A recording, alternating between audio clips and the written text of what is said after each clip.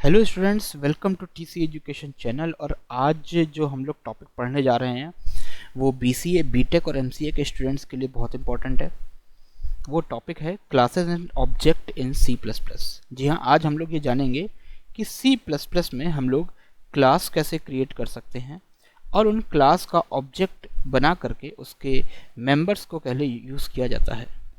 Okay, बहुत advance में आज हम लोग नहीं समझेंगे। आज पहला टॉपिक है, पार्ट 1 है, तो हम लोग बेसिक फंक्शनैलिटी ऑफ क्लास समझेंगे कि सी प्लस प्लस में बेसिक क्लासेस कैसे क्रिएट की जाती हैं और उनके ऑब्जेक्ट को कैसे यूज़ किया जाता है। ओके, तो चलिए स्क्रीन पर अपने प्रोग्राम को लिखना शुरू करते हैं और साथ में इसको समझना भी शुरू करते हैं।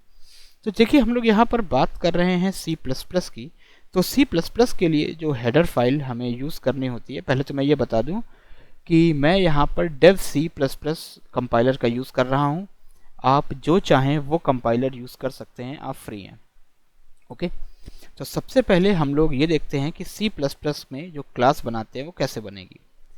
किसी भी सी प्लस प्लस के प्रोग्राम के लिए सबसे पहले हमको ऊपर एक हेडर फाइल को इंक्लूड करना होता है। वो हेडर फाइल है हैश इंक्लूड आयो स्ट्रीम। कौन सी हेडर फाइल है? आयो स्ट्रीम। सो सबसे पहले मैंने हेडर फाइल इंक्लूड कर ली, हैश इंक्लूड आयो स्ट्रीम। आयो स्ट्रीम का फुल फॉर्म होता है इनपुट आउटपुट स्ट्रीम। यह सी प्लस प्लस में इनपुट के लिए सी इन और आउटपुट के लिए सी आउट के जो फंक्शंस होते हैं उनको वर्क करवाता है। ओके, इसके बाद हम लोग नेम स्पेस यूज़ कर लेते हैं। तो using name space standard. Okay, तो यहाँ पर स्टैंडर्ड नेम स्पेस का हम यूज़ कर रहे हैं। अब चलिए हम क्लास बनाना सीखते हैं। तो सी प्लस प्लस में क्लास बनाने के लिए सबसे पहले हम लोग क्लास कीवर्ड लिखते हैं। क्या कीवर्ड लिखते हैं? क्लास। उसके बाद हम अपनी क्लास का नाम देते हैं। फॉर एग्जाम्पल यहाँ पर मैंने क्लास का नाम दिया है TCE। आप जो चाहें वो क्लास का नाम दे सकते हैं। तो मैंने अपनी क्लास का नाम दिया है TCE। ओके, वो क्लास ये वाला जो ब्रैकेट है यहाँ से शुरू होगी और इस वाले ब्रैकेट पर क्लास ख़त्म हो जाएगी। और जब भी क्लास एंड होती है हम वहाँ पर सेमी कॉलन से उसको टर्मिनेट कर देते हैं। इसका मतलब है ये क्लास यहाँ से शुरू हो रही है और यहाँ पर ये क्लास ख़त्म हो जा रही है। ये पूरी क्लास की बॉडी है। ठीक है, अब इसके इन दोनों ब्रैकेट के बीच में ही हम क्लास की वर्किंग करते हैं। ओके, ये है स्टार्टिंग ऑफ क्लास और ये है एंडिंग ऑफ क्लास। ओके, ये क्लास की स्टार्टिंग है और ये एंडिंग है और इसके बीच में यहाँ पर ये होती है बॉडी। इन्हीं दोनों ब्रैकेट के बीच में हम अपनी क्लास बनाते हैं। ओके, चलिए तो क्लास को बनाना शुरू करते हैं। सबसे पहले यहाँ पर मैं कुछ वेरिएबल्स क्रिएट करता हूँ और उनको मैं पब्लिक फॉर्म में रखूँगा। अब पब्लिक, प्राइवेट और प्रोटेक्टेड में क्या अंतर होता है ये हम लोग आगे समझेंगे।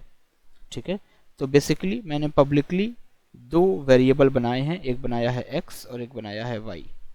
ओके, और उसके बाद मैंने एक यहाँ पर मेथड बनाया है void input।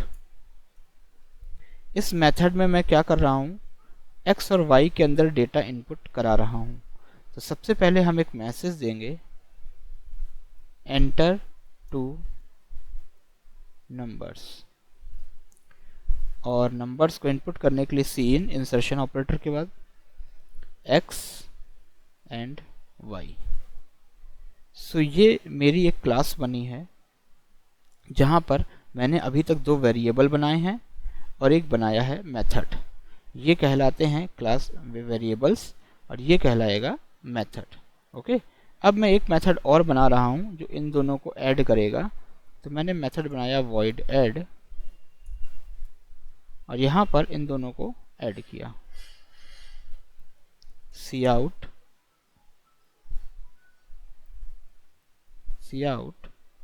x plus y। Okay, so ध्यान से समझिएगा, ये बन गई है मेरी क्लास। ये क्या बन गई? मेरी क्लास। सो ये है पूरी मेरी क्लास। क्लास का नाम है TCE और क्लास के अंदर टोटल 4 मेंबर हैं। 2 मेंबर वेरिएबल हैं और 2 मेंबर मेथड हैं। तो इस क्लास में टोटल कितने मेंबर हैं मेरे? 4। 2 मेंबर वेरिएबल हैं और ये 2 मेंबर मेथड हैं। पहला मेथड है इनपुट, दूसरा मेथड है ऐड। ओके, अब अगर इस क्लास को यूज़ करना है तो मुझे बनाना होगा इसका ऑब्जेक्ट। क्या बनाना होगा? ऑब्जेक्ट।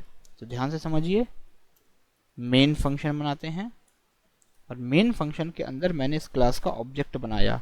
अब क्लास का नाम क्या है? टीसी। ऑब्जेक्ट कैसे बनता है ये समझिएगा। सबसे पहले हम लिखते हैं क्लास का नाम, फिर स्पेस देके ऑब्जेक्ट का नाम। सबसे पहले लिखते हैं क्लास का नाम, फिर स्पेस देके ऑब्जेक्ट का नाम। तो यहाँ पर मैंने क्लास का नाम है टीसी और इसका ऑब्जेक्ट क्या बना है? ओबीजे। तो ओबीजे जो है ना वो टीसी का ऑब्जेक्ट है। किसका ऑब्जेक्ट है? टीसी का ऑब्जेक्ट है। तो टीसी के अंदर जितने मेंबर होंगे वो सभी मेंबर कहाँ आ जाएंगे? ओबीजे के अंदर। तो अभी मैंने बताया था टीसी के अंदर कितने मेंबर थे? 4। 2 वेरिएबल थे और 2 मेथड थे। तो इस ऑब्जेक्ट के अंदर भी कितने मेंबर आ जाएंगे? 4। 2 वेरिएबल और 2 मेथड। ओके, अब इस ऑब्जेक्ट के अंदर से जिसको भी कॉल करना होता है, जिसको भी यूज़ करना होता है, डॉट ऑपरेटर लगा के आप इसको यूज़ कर सकते हैं। जैसे इस ऑब्जेक्ट के अंदर से मान लीजिए आपको इनपुट को कॉल करवाना है, तो आप लिखेंगे ऑब्जेक्ट डॉट इनपुट। ये क्या करेगा? ऑब्जेक्ट के अंदर से इनपुट को कॉल कर देगा। अब ऑब्जेक्ट किसका है? टीसीई का। तो टीसीई के अंदर जो इनपुट होगा वो कॉल हो जाएगा। अब ये इनपुट क्या करेगा? एक्स और वाई में डेटा पुट कर देगा। ठीक है, इसी तरीके से अगर हम ऐड मेथड को कॉल करना चाहते हैं तो लिखेंगे obj डॉट ऐड। क्या लिखेंगे? obj dot add. तो ये क्या करेगा? ऑब्जेक्ट के अंदर से ऐड मेथड को कॉल करेगा और ऐड क्या करेगा? एक्स और वाई को जोड़ देगा। एक्स और वाई में वैल्यू अभी हमने ऊपर इनपुट के थ्रू इनपुट करवाई थी। ओके, तो ये हमारा बन गया एक क्लास एंड ऑब्जेक्ट का प्रोग्राम। तो ध्यान दीजिए, यहाँ पर हमने एक TCE नाम की क्लास क्रिएट करी है। किस नाम की क्लास क्रिएट करी है? TCE नाम की। इस TCE वाली क्लास के अंदर कितने मेंबर है? 4 मेंबर हैं। ध्यान दीजिएगा, 2 हैं मेंबर वेरिएबल, एक मेथड ये है, एक मेथड ये है, यानी 2 मेंबर वेरिएबल हैं और 2 मेंबर मेथड हैं। तो टोटल मेंबर कितने हैं? 4। कितने हैं? 4। अब जब भी हम TCE का ऑब्जेक्ट बनाएंगे तो उसके अंदर भी वो सारे मेंबर्स पहुंच जाएंगे ऑटोमेटिकली। अब यहाँ पर देखिए, मैंने TCE का ऑब्जेक्ट बनाया है OBJ। TCE का ऑब्जेक्ट क्या बनाया है? OBJ। तो इस ऑब्जेक्ट के अंदर भी ये 4 मेंबर्स पहुंच जाएंगे।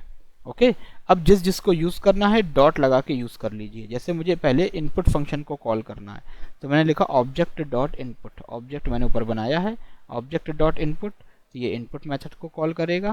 फिर मैंने बनाया है ऑब्जेक्ट डॉट ऐड, तो ये ऐड मेथड को कॉल करेगा। ठीक है, चलिए इस प्रोग्राम को रन कराने से पहले इसको हम सेव करा लेते हैं। मैंने सेव पर क्लिक किया और यहाँ पर नाम दे दिया क्लास ऑब्जेक्ट और इसको मैंने सेव कर दिया। ये देखिए मेरा program class object dot CPP नाम से क्या हो गया? सेव हो गया। अब इसको हम रन कराते हैं। रन कराने के लिए F11 का यहाँ पर यूज़ कर सकते हैं। अब मैंने जैसे ही रन कराया, ये देखिए एंटर 2 नंबर, 2 नंबर की डिमांड कर रहा है। पहला नंबर दे दिया 10, दूसरा नंबर दे दिया 20। ये 10 और 20 को ऐड कर देगा, आंसर क्या आ जाएगा? 30। ओके, तो हुआ क्या?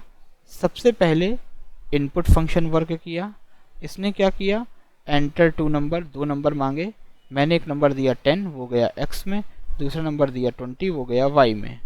तो x की वैल्यू हो गई 10 और y हो गई 20। फिर मैंने क्या किया? ऐड फंक्शन को कॉल किया। ऐड फंक्शन क्या करेगा? x और y को जोड़ देगा। अभी जो मैंने x और y में वैल्यू दी थी 10 और 20, उनको जोड़ देगा तो आंसर आ जाएगा 30। ओके, फिर से देखिए रन कराते हैं।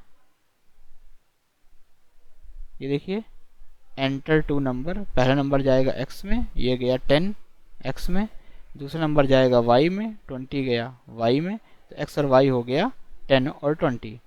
फिर हमने यहाँ पर क्या किया है? ऐड फंक्शन को कॉल कराया है और ऐड फंक्शन क्या करेगा? x और y को जोड़ेगा। x और y को जोड़ेगा, तो जैसे x और y को जोड़ेगा तो आंसर क्या आ जाएगा? 30। आंसर क्या आ जाएगा? 30। तो इस तरीके से हम लोग क्लास क्रिएट कर सकते हैं और उसका ऑब्जेक्ट क्रिएट करके उसको यूज़ कर सकते हैं। ठीक है, सो यहाँ पर जो हमारी क्लास है उसका नाम हमने रखा है TCE। तो ऑब्जेक्ट कैसे बनाएंगे? क्लास नेम स्पेस ऑब्जेक्ट का नाम। ठीक है, जिस क्लास का ऑब्जेक्ट बनाते हैं उस ऑब्जेक्ट में उस क्लास की सारी प्रॉपर्टीज़ क्या हो जाती हैं, ऑटोमेटिकली स्टोर हो जाती हैं। सो उम्मीद है आपको ये क्वेश्चन समझ में आया होगा। इसको एक बार लिख लीजिए, ये सामने है आपके। ओके, ये पूरा क्वेश्चन देखिए आपके सामने स्क्रीन पर आ रहा है, इसको नोट कर लीजिए और एक बार अपने कंपाइलर पर इसको चला के देखिए। अगर कोई प्रॉब्लम आती है तो कमेंट बताइए, मैं उसको सॉल्व करूँगा। Thank you so much.